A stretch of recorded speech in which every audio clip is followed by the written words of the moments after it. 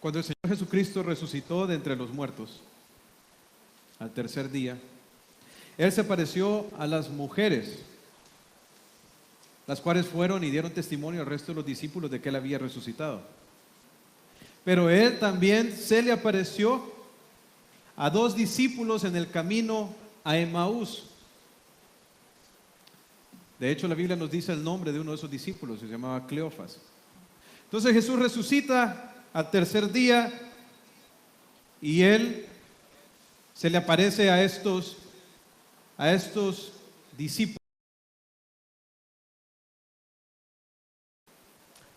Viene Jesús y se acerca a ellos y ellos no le reconocieron por causa de que sus ojos estaban velados. Viene el Señor Jesucristo y les pregunta las cosas que ellos están diciendo y por qué están tristes.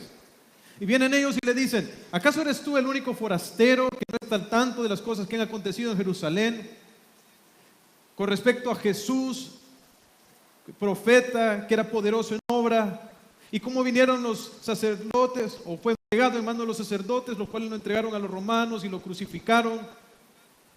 Y empiezan a compartirle a Jesús su frustración porque ellos esperaban que Jesús fuera el que redimiera a Israel, pero según ellos estaba muerto.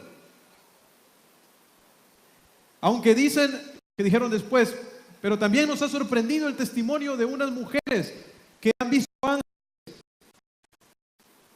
y que anunciaron que había resucitado. Cuando Jesús escuchó la incredulidad y la frustración en estos discípulos, miren lo que les dice: oh insensatos y tardos de corazón para creer todo lo que los profetas han dicho. ¿No era necesario que el Cristo padeciera estas cosas y que entrara en su gloria? Y comenzando desde Moisés y siguiendo por todos los profetas, les declaraba en todas las escrituras lo que de él decían. Jesús, al ver la frustración y la incredulidad de estos discípulos, los reprende. Y tardos de corazón para creer. ¿Sabe qué significa insensato? Insensato es una persona que tiene enfrente las evidencias de algo que es verdadero, pero por necedad del corazón decide seguir sin aceptar la verdad. Es una persona que está siendo confrontada de una manera clara con el testimonio verdadero, pero por necedad no quiere aceptarlo. Jesús les dice a ellos que son insensatos. ¿Y qué más les dice? Y tardos de corazón. Tardo significa lento, significa que les cuesta. ¿Que les cuesta qué? Que les cuesta creer lo que los profetas habían dicho. ¿Con respecto a qué? Con respecto a la vida.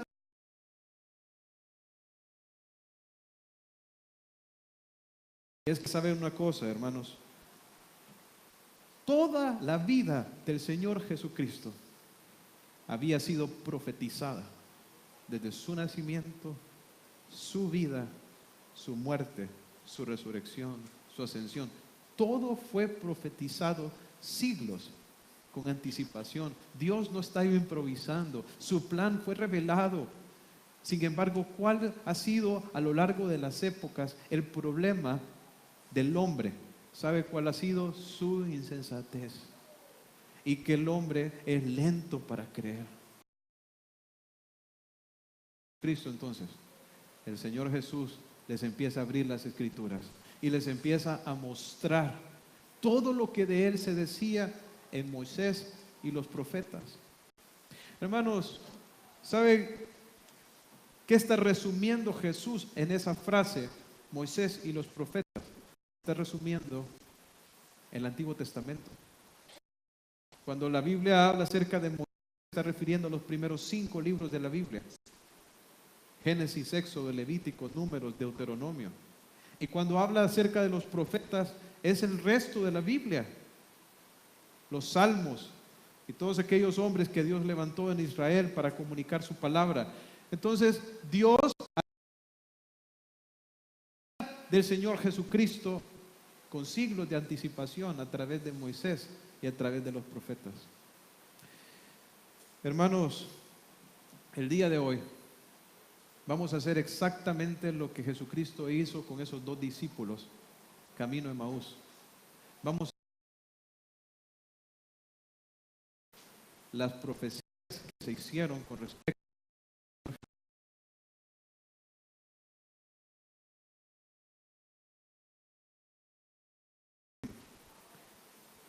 y antes de entrar, quisiera que me acompañaran a orar para que el Señor pueda quebrantar cualquier insensatez o dureza de corazón a su palabra. Vamos a orar. Padre Celestial, Señor, tú eres fiel. Tú siempre cumples tu promesa.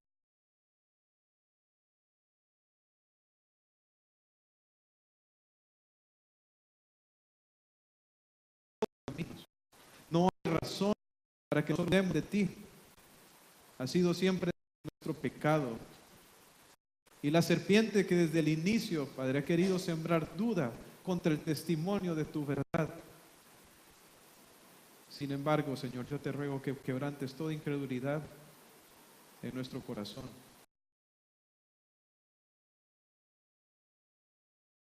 Como niños, Señor.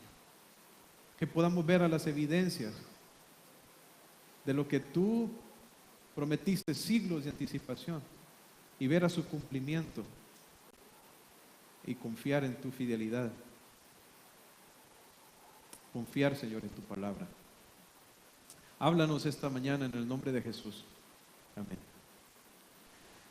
Ahora, hermanos, la dinámica de la predicación el día de hoy va a ser distinta a como normalmente lo hacemos. Normalmente tomamos un texto y lo vamos desarrollando. Sin embargo, el día de hoy vamos a estar viendo a muchos textos a lo largo de toda la Escritura, porque vamos a estar viendo las promesas que se hicieron en el Antiguo Testamento con respecto a Jesucristo y vamos a estar viendo su cumplimiento en el Nuevo Testamento. Entonces vamos a estar viendo en Moisés,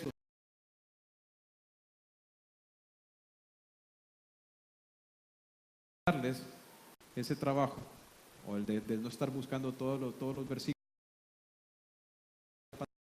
Usted lo puede anotar, ¿verdad? Lo puede ir a estudiar, ¿verdad?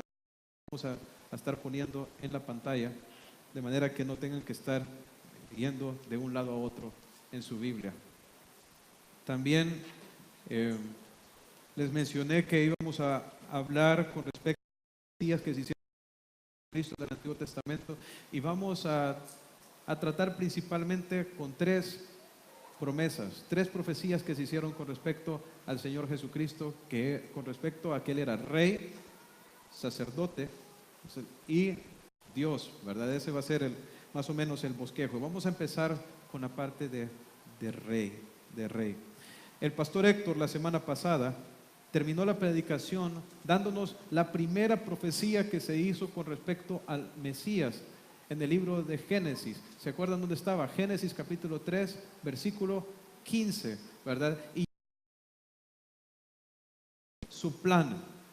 Ahora, en el mismo Génesis, hermanos, Dios nos da en varias ocasiones promesas o profecías con respecto a la venida del Salvador. Por ejemplo, Abraham le dijo: en ti serán benditas todas las naciones de la tierra, ¿verdad? Abraham tuvo a Isaac, Isaac a Jacob, Jacob a sus 12 hijos.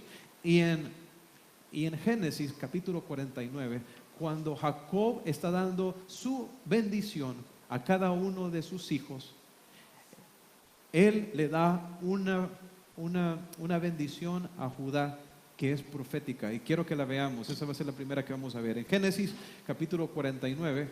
Génesis capítulo 49, versículo 10. Mire lo que dice esta bendición que Jacob le está dando a su hijo Judá. Dice: el cetro no se apartará de Judá. Cuando nosotros decimos cetro, hermanos, el cetro hace referencia ¿a qué? Era el bastón del rey, ¿no es así? Dice, ni de entre sus pies el bastón de mando. Entonces, cuando nos está hablando acerca del cetro y nos está hablando del bastón de mando, nos está hablando acerca de un gobernante. Entonces dice que el cetro o el reinado, podríamos decir, no se apartará de Judá. Y mira lo que dice después, hasta que llegue el ¿qué? El verdadero rey, quien merece la obediencia de los pueblos. Entonces dice que lo que está diciendo este texto, ¿verdad? Es que el gobierno, el reinado no se apartaría de Judá hasta que llegara un rey, el verdadero rey, a quien todas las naciones y todos los pueblos debían obedecer. Y la idea de decir hasta que llegue es como que una vez que este rey llegue, ya no se va a levantar ningún otro más. Entonces dice que nos está diciendo que un heredero de la tribu de Judá va a ser un rey cuyo reino va a permanecer y a quien le deben obediencia, ¿quién? Todos los pueblos. Todos los pueblos. En Mateo, capítulo 1, cuando se nos da la genealogía del Señor Jesucristo, mira lo que dice. Libro de la genealogía de Jesucristo, hijo de David, hijo de Abraham. Abraham engendró a Isaac, Isaac a Jacob y Jacob a Judá y sus hermanos. Hermanos, ¿de quién es descendiente Jesús? Por supuesto de Abraham, de David, pero también de Judá. De Judá. En la genealogía del Señor Jesucristo, hermanos, vemos una y otra vez Dios cumpliendo promesas que dio desde el Antiguo Testamento. Dios le dijo a Abraham que en él iban a ser benditas todas las naciones, en su simiente, en sus hijos. Aquí vemos en qué personas estaba cumpliendo eso. Dios le dijo a David que iba a levantar un rey cuyo reino iba a ser eterno. Aquí lo vemos, Jesús es descendiente de David. Y a través de Jacob, Dios profetizó que iba a mandar el verdadero rey a quien le merecían obediencia a todos los pueblos. Y vemos que Jesús era ese descendiente de Judá. Ahora, ¿qué más? Dice que este rey, o estaba profetizado desde la rey. Mira lo que dice Miqueas 5:2. Miqueas 5:2 dice, pero tú, Belén Efrata, pequeña para estar entre las familias de Judá. Ok, el pueblo, hermanos, fue habitado por personas de qué familia. Dice ahí, pequeña para estar entre las familias de quién? De Judá. En otras palabras, los habitantes de Belén eran descendientes ¿de quién? De Judá. Cuando se hizo el censo, hermanos, y se mandó a todas las personas a que fueran a su lugar de origen, ¿para dónde se fue José? Para Belén. ¿Por qué? Porque él era de ahí. Adivinen de quién era descendiente. Ahora, miren lo que dice con respecto a lo que va a pasar en Belén. De ti Belén, saldrá Señor en Israel. La palabra Señor, hermanos, es una palabra que alude a un gobernante. La palabra Señor significa gobernador, significa amo, significa dueño. Entonces aquí nos está diciendo que de Belén iba a salir uno que sería el Señor en Israel. Y noten la última parte. Y sus salidas son desde el principio, desde los días de la eternidad. Este Señor, este Rey, de Israel, ¿desde cuándo existía? Según este pasaje, desde los días de la eternidad. ¿Qué nos está diciendo? Que es un rey que iba a salir de Belén, podríamos decir que iba a nacer en Belén, pero que su naturaleza era eterna.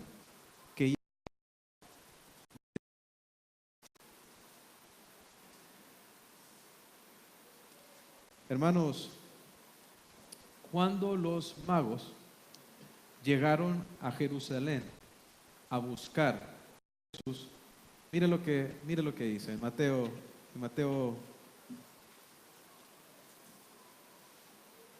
capítulo 2. Cuando Jesús nació en Belén de Judea, en los días del rey Herodes, vinieron de oriente a Jerusalén unos magos diciendo, miren la pregunta, ¿dónde está el qué? El rey de los judíos que ha nacido. Ellos sabían que este niño que había nacido era ¿qué? Era el rey prometido. Y entonces vinieron ellos y preguntaron, bueno, dijeron, porque la estrella hemos visto en el oriente y venimos a adorarle. Y miren la respuesta. Viene Herodes y manda a preguntar a los escribas, ¿verdad? Manda a preguntar a las personas que él pensó que podían saber con respecto a dónde iban a nacer el Mesías, ¿verdad? Convocó, dice ahí, a los principales sacerdotes, a los escribas del pueblo y les preguntó dónde había de nacer el Cristo. Ellos dijeron, miren dónde le dijeron ellos, en Belén de Judea, porque así está escrito por el profeta.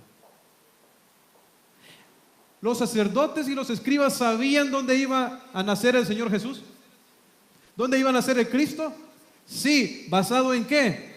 Basado en esa profecía que acabamos de leer en Miqueas. Hermano, ¿usted sabe cuándo fue dada esa profecía?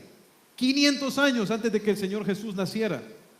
Y a medida que veamos las diferentes profecías en el Antiguo Testamento, quiero que tengan en mente eso, hermanos, que estas cosas fueron comunicadas siglos de anticipación a su cumplimiento. Cuando vemos el profeta Isaías escribió 650, 700 años antes de que Jesús naciera. Cuando vemos a Miqueas, él escribió 500 años antes. Cuando leemos a Moisés, escribió 1500 años antes del nacimiento de Jesús. Ellos, los sacerdotes, sabían, y los escribas sabían dónde iban a nacer Jesús. Interesante, ¿verdad? Porque cuando José llegó con su mujer embarazada a Belén, no había nadie esperándole, a pesar de que Dios había dicho con siglos de anticipación que ahí iba a nacer el Mesías. Siempre ha sido, hermanos, la dureza del corazón del hombre el problema. Entonces vemos que Jesús es este rey del linaje de Judá eterna. Y vemos también que su reinado sería para siempre. Mire lo que dice en Lucas, capítulo 1, versículo 31. El cumplimiento en las palabras que le da el ángel a María. Mire lo que dice, y ahora concebirás en tu vientre y darás a luz un hijo y llamarás su nombre Jesús. Este será grande, será llamado Hijo del Altísimo, y el Señor Dios le dará el trono de David su padre, y reinará sobre la casa de Jacob para siempre, y dice, y su reino no tendrá fin. Entonces es este gobernante prometido y cuyo reino iba a ser eterno. Ahora, hermanos, este rey solo iba a venir a reinar sobre Jacob, o iba a venir a reinar sobre todas las naciones.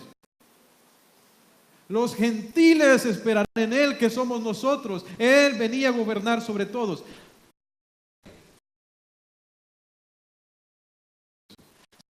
Entonces el rey profetizado y cumplido, ¿qué le debemos nosotros? Le debemos toda nuestra obediencia, toda nuestra devoción, toda nuestra entrega, todo nuestro amor. Y yo le hago una pregunta: Jesús es su rey, pero no de palabra, Es el Rey en su vida porque usted está rendido y sometido a Él. Y las palabras de Jesús son ley para usted. Lo que Él dice, usted lo hace porque es su gobernante. Porque Él es su dueño. Porque Él es su Señor. Porque muchos en aquel día van a decirle a Él: Señor, Señor. ¿Y qué les va a decir Él? Nunca los conocí, hacedores de maldad. Porque hoy en día las personas se llenan su boca diciendo: Jesús es mi Señor, pero no le obedecen. Entonces están engañados. Nuestra obediencia es una evidencia de que realmente Jesús ha venido a gobernar en nuestros corazones, en nuestras vidas. Si Él es Rey, hermanos, entonces nosotros debemos someternos a Él.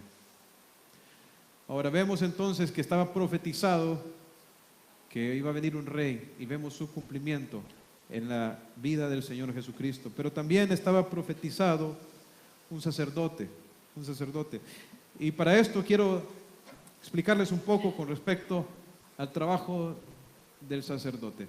En la ley, en el Antiguo Testamento, Dios estableció sacerdotes y un sumo sacerdote en la nación de Israel. ¿Cuál era el trabajo del sumo sacerdote? Miren, el sumo sacerdote tenía que entrar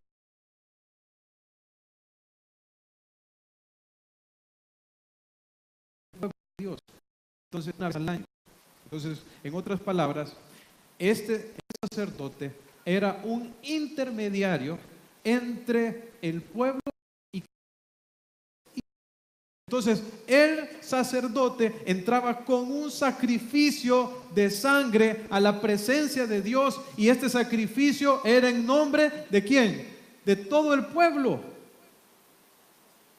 De todo el pueblo. Entonces este sacerdote traía este sacrificio delante de la presencia de Dios. El intermediario. Ahora bien, 1 Timoteo capítulo 2 versículo 5 dice que hay un solo Dios y un solo mediador entre Dios y los hombres, que es Jesucristo hombre. Ahora los sacerdotes, hermanos, entraban ellos y traían con ellos un sacrificio al pueblo. Pues en la Biblia está profetizado que iba a haber un hombre que iba a presentarse delante de la presencia de Dios como representante de todos los seres humanos, y que no con un sacrificio humano, sino con el sacrificio de su propia persona iba a efectuar expiación. ¿Dónde está eso? Isaías capítulo 53, versículo 3. Pero antes de que vean ese texto que está ahí en sus pantallas, me voy a ir un poquito atrás al capítulo 52, al versículo 13, para que vean de quién está hablando. Dice el Señor: he aquí, dice, mi siervo será prosperado, será engrandecido y exaltado y será puesto muy en alto. Entonces, Dios está diciendo que va a venir un siervo de Él que va a ser prosperado, que va a ser engrandecido, que va a ser exaltado, que va a ser puesto muy en alto. Pero mire lo que dice el versículo 14. ¿Cómo se asombraron de ti muchos? De tal manera fue desfigurado de los hombres su parecer y su hermosura más que de los hijos de los hombres. Entonces aquí dice que este siervo iba a ser exaltado, pero también iba a ser desfigurado. Y cuando hablamos acerca de ser desfigurado, ¿a qué nos referimos? A ser golpeado, a ser maltratado a un punto donde su rostro natural no se reconoce. Entonces nos está hablando de que Dios iba a enviar un siervo que Él iba a exaltar, pero que también iba a sufrir. Y miren de qué se trataban los sufrimientos. Ahora sí vamos a leer el capítulo 53. Dice, despreciado y desechado entre los hombres. O sea, iba a ser un hombre que iba a ser despreciado. Varón de dolores, iba a ser un hombre despreciado y un hombre, dice, experimentado en quebranto. Y como que escondimos de él el rostro, fue menospreciado. Entonces iba a ser menospreciado por los suyos. Y dice, y no lo estimamos, no iba a ser valorado. Miren el 4. Ciertamente Él llevó nuestras enfermedades y sufrió nuestros dolores. Y nosotros le tuvimos por azotado, por herido de Dios, que iba a sufrir por otros, en lugar de otros. Iba a ser azotado, iba a ser herido. Y la gente lo iba a considerar, este hombre es un herido, Dios lo ha herido, Dios lo ha abatido. Pero miren por qué, dice el 5. Mas Él herido fue por nuestras rebeliones. Miren el siguiente. Molido por nuestros pecados. El castigo de nuestra paz fue sobre Él y por su llaga fuimos nosotros curados. Todos nos descarriamos como ovejas, cada cual se apartó por su camino, mas Jehová cargó sobre Él el pecado de todos nosotros. Angustiado Él y afligido, no abrió su boca. Como cordero fue llevado al matadero, y como oveja delante de sus trasquiladores enmudeció y no abrió su boca. Está hablando de un siervo que iba a ser maltratado por los pecados de otros, que iba a ser molido por las transgresiones del pueblo. Cuando usted lee esto, ¿quién se le viene a la mente inmediatamente? Hermanos, estamos leyendo algo que fue escrito 700 años antes de que Jesús naciera. Dice que Jehová cargó a todos nosotros.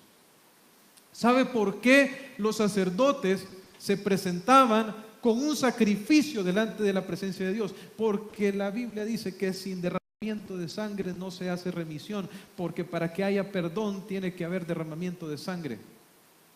En otras palabras, la paga del pecado es la muerte. Ahora, la Biblia dice que Dios es santo, la Biblia dice que Dios es justo, que Dios es perfecto, y por su naturaleza justa y perfecta, Dios tiene por fuerza que castigar el pecado. Si nosotros, hermanos, todos nos hemos descarriado, ¿qué merecemos de un Dios justo?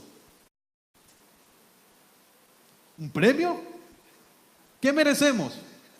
Un castigo. Hay gente que dice, no puede haber infierno porque Dios es bueno y Dios es amoroso y Dios no puede castigar por toda la eternidad. Yo quiero hacerle una pregunta. Si a un criminal, a un ladrón, lo agarra la policía y lo llevan delante del juez, ¿qué va a hacer un buen juez con el ladrón? ¿Qué va a hacer un buen juez? Lo va a castigar, ¿no es así? ¿Se imagina que el juez dijera, no, yo te quiero mucho, andate, no te preocupes? ¿Qué diríamos nosotros de eso? Es injusto, ¿no es así? Pero la gente piensa que la bondad de Dios es la que los va a salvar, cuando es la bondad de Dios la misma que los va a condenar. Dios es un buen juez y Él no puede pasar por alto el pecado. Su justicia demanda que el pecado sea castigado. Entonces, ¿cómo Dios para perdonarnos y lo que nosotros merecemos por nuestro pecado es castigo? ¿Sabe cuál fue la forma? Él envió un siervo. Él prometió que iba a enviar un siervo de Él, cuya vida iba a valer lo suficiente. Cargar el pecado y recibir sobre sus hombros el castigo que los seres humanos merecían. Dios prometió enviar un hombre que iba a hacer sacrificio. Eso es lo que la Biblia llama expiación. A dar un sacrificio ¿Por qué? Porque su justicia demanda castigo y para Él poder perdonar, el castigo tiene que caer sobre alguien. ¿Y sabe qué? Cayó sobre este siervo,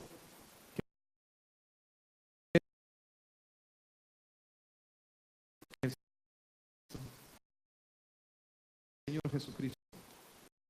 El cumplimiento de esta profecía, nosotros la vemos en Hebreos 7:23, se nos habla.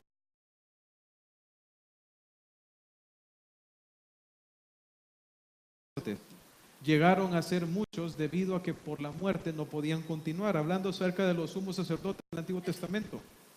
Ellos no podían seguir ejerciendo ese sacerdocio porque morían.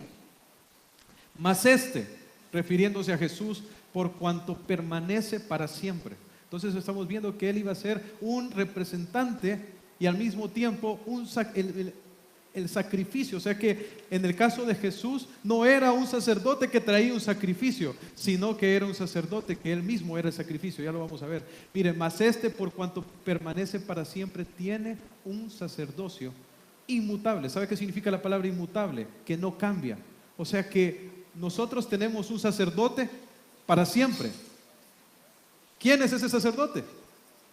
Es Jesucristo, dice, por lo cual también, dice, puede salvar perpetuamente a los que por Él se acercan a Dios. Él vino a ser el mediador, el intermediario entre los hombres y Dios. No hay otro. Si usted le ora o cree a un muerto o a otra persona, a un santo, lo que sea, que usted cree que va a ser su intercesor delante de Dios, no existe, solo hay uno y se llama Jesucristo. Él es el sumo sacerdote entre Dios y los hombres. Y mire, dice, Él vive y Él viviendo siempre, dice,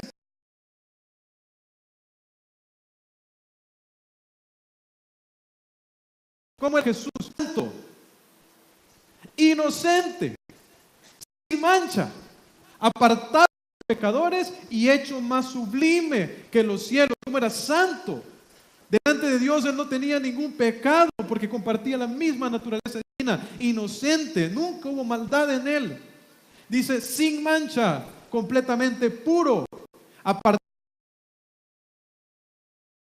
Recibió la forma humana, no recibió la naturaleza pecaminosa.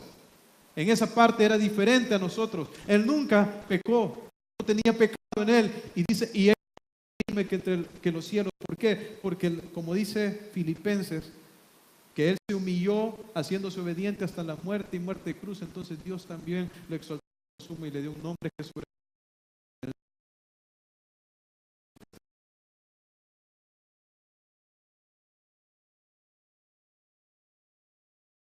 Dios, le dio un nombre que es más sublime que los cielos.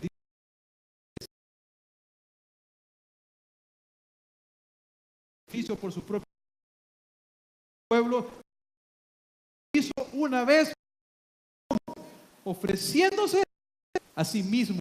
Jesús es el sacerdote, pero también es el sacrificio. ¿Y por qué esto?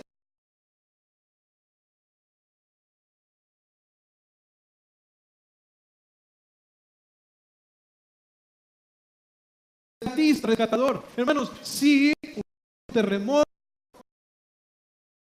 en nuestros hogares, ¿verdad? ¿Qué para salir de ahí? Necesitamos un rescatista, ¿no es así? Que nos venga a sacar, ¿verdad? Ese sería, en otras palabras, ocupamos un salvador. Pues déjenme decirle, todos nosotros estamos bajo los escombros del pecado y nos tienen aprisionados. Y Dios envió a su Hijo Jesucristo a morir y darse a sí mismo como un sacrificio para poder traspasar los escombros que nos separaban de Dios y podernos rescatar, salvar, perdonar, limpiar. Para eso, para sacarnos del lodo cenagoso, del hoyo donde nosotros estábamos metidos. Para eso vino y se dio a sí mismo, el sacerdote y el sacrificio, en una sola persona, nuestro representante y nuestra expiación, nuestra propiciación. Pero ¿qué más dice Dios con respecto a este siervo que Él iba a enviar? Mire lo que dice Isaías 7:14. Dice, por tanto, el Señor mismo os dará una señal. Estamos en Isaías, hermanos. Dijo Dios en Isaías que Él iba a dar una señal. He aquí, la Virgen concebirá y dará a luz un hijo. O sea que usted piensa que el nacimiento virginal fue algo que fue una ocurrencia de las personas que vivieron los eventos del Nuevo Testamento. Estaba profetizado. Lo vimos en Génesis la semana pasada. Mira lo que dice Isaías.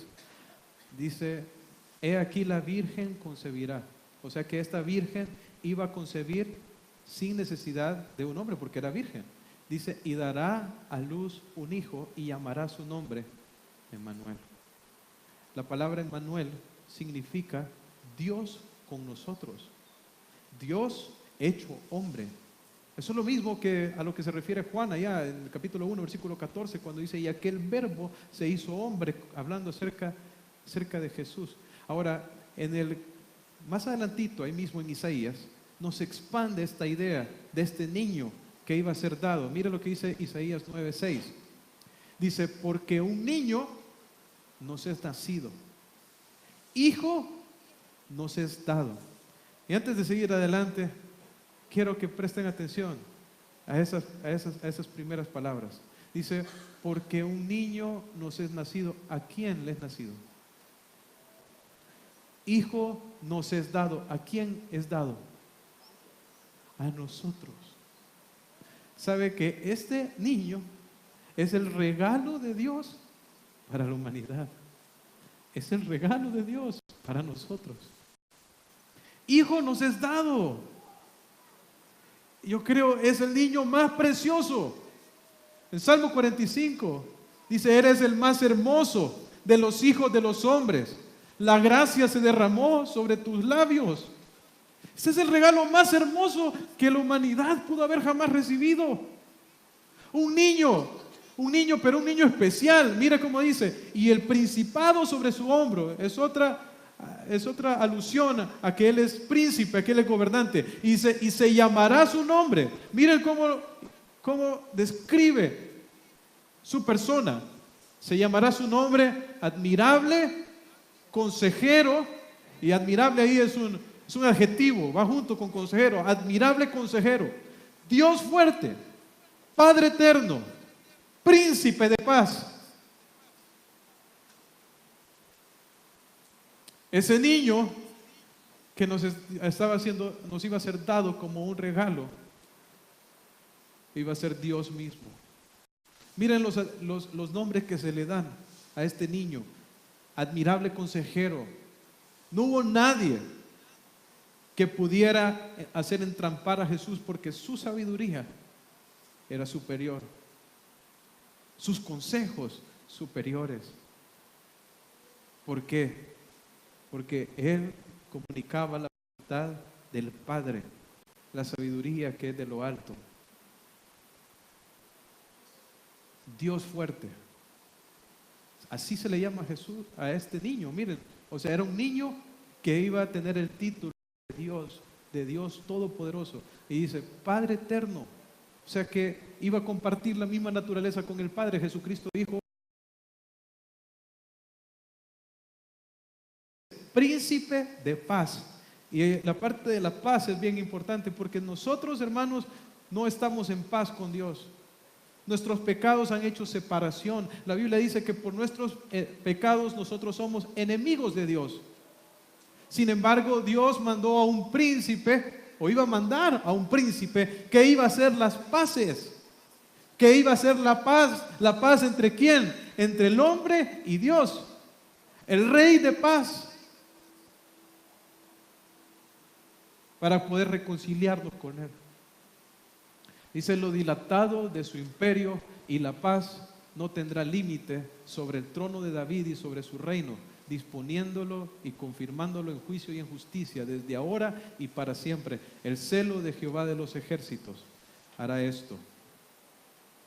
Entonces vemos claramente en estos textos que la naturaleza de este niño que Dios iba a enviar era que iba a ser Dios mismo. Y hay otro texto más que quiero que veamos, ahí en Isaías. Mira lo que dice Isaías 43. Esta profecía no es específicamente con respecto al Señor Jesucristo, pero sí nos dice: voz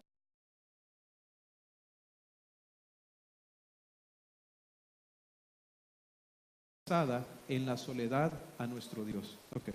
Dios está pensando que iba a haber una voz, o sea, una persona que iba a predicar, una persona que iba a clamar. ¿Dónde? Voz del que clama, ¿dónde? En el desierto. ¿Y cuál iba a ser el ministerio o la obra de este predicador del desierto? Preparar camino, ¿a quién? ¿A quién? Le iba a preparar camino a Jehová. Iba a enderezar la calzada en la soledad a nuestro Dios. O sea que Él iba a allanar todo valle alzado, es lo que está diciendo. Bájese todo monte. Él iba a preparar el camino para Jehová, para Dios. Ahora, quiero que hablemos un poco acerca del cumplimiento de esta promesa. Mire, cuando le llegaron a preguntar a Juan el Bautista de quién era, mire lo que contestó en Juan capítulo 1. Juan capítulo 1, versículo 19. Mire lo que dice. Este es el testimonio de Juan. Cuando los judíos de Jerusalén, sacerdotes y levitas, para que le preguntase: ¿tú quién eres? Miren qué responde Juan. Si me da la siguiente, por favor. Sí. Confesó y no negó, sino confesó: yo no soy el Cristo. Y le preguntaron: ¿qué pues? ¿Eres tú Elías? Dijo: no soy. ¿Eres tú el profeta? Y respondió. Le dijeron: pues ¿quién eres?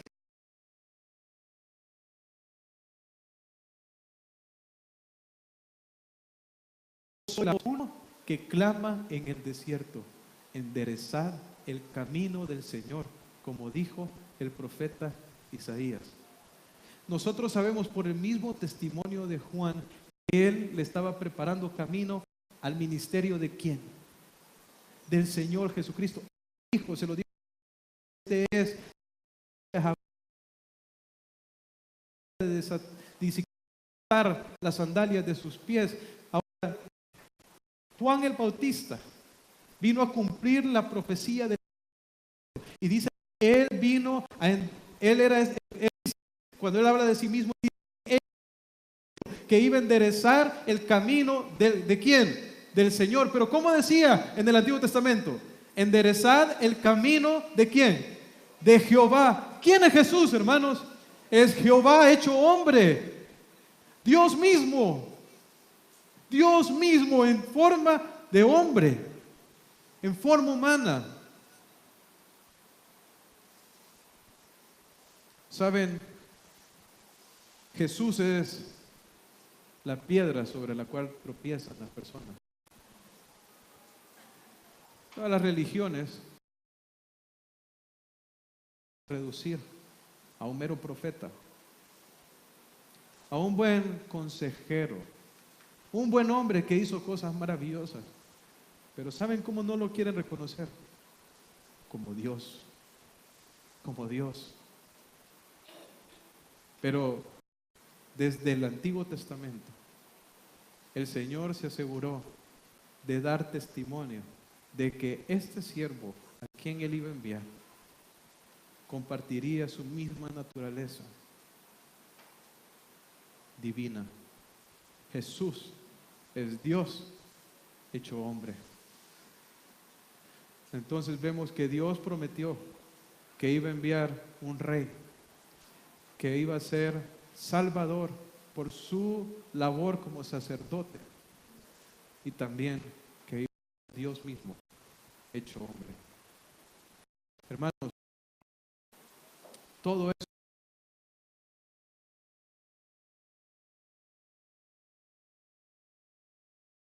podríamos estar estudiando meses con respecto a todas las figuras, tipos y otras profecías en el Antiguo Testamento, desde el pie de la letra, cómo iba a ser el nacimiento, la vida y todos los eventos que eran alrededor de la muerte y la resurrección de nuestro Señor Jesús.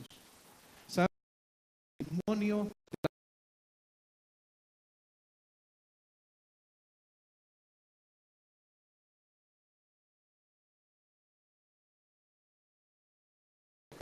no recibe una vez y confía. Dios no miente, pero es fiel. No ponga duda.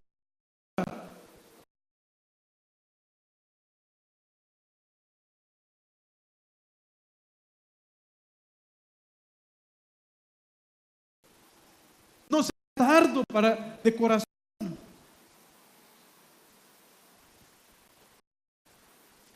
Isaías, después de haber con respecto a este siervo que iba a venir más adelante, a todos los sedientos,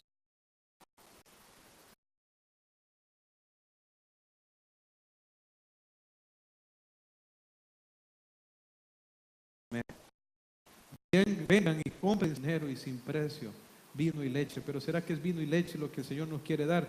Dice el 2, ¿por qué gastáis el dinero en lo que no es pan y vuestro trabajo en lo que no sacia?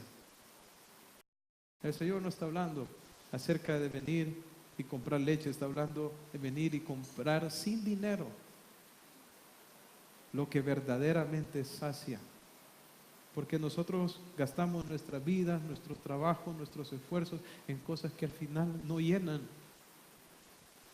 He aquí, dice, llamarás a gente que no conociste.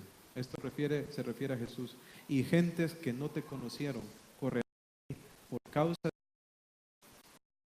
Santo de Israel que te ha honrado. Buscad a Jehová mientras pueda ser hallado, llamad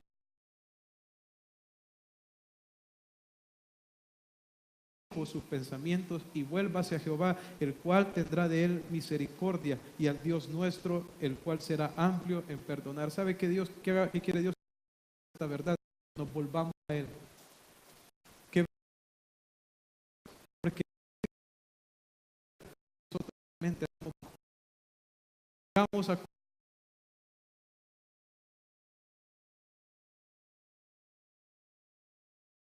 venga al Señor Jesús, entréguese a él, reconózcale como lo que él es. La próxima semana vamos a estar hablando acerca de la obra maravillosa que él hizo por nosotros a través de la cruz y la resurrección. Vamos a orar. Señor, te alabamos, Señor, porque tú eres fiel. Porque tú, Señor, cumples tus promesas. Y gracias por proveer esperanza para la humanidad caída. Gracias por amarnos sin merecerlo. Gracias por Jesucristo, el cumplimiento, Señor, de las profecías del Antiguo Testamento. Gracias porque nos has concedido a nosotros estar en este tiempo donde no solo podemos ver a las promesas, pero las podemos ver ya cumplidas. Que nuestro corazón no sea más rebelde ni tardo, Señor, para creer. Padre, que todos podamos rendirnos a ti y vivir para ti. En el nombre de Jesús. Amén.